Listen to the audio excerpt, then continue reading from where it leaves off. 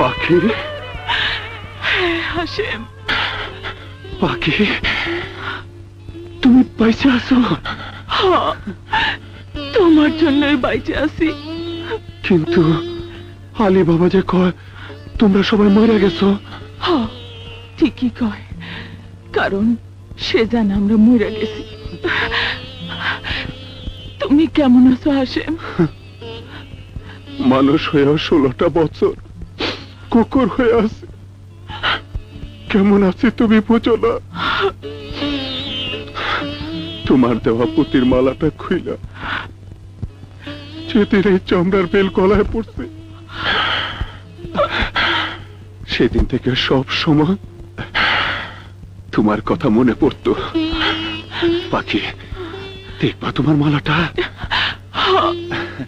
আসো।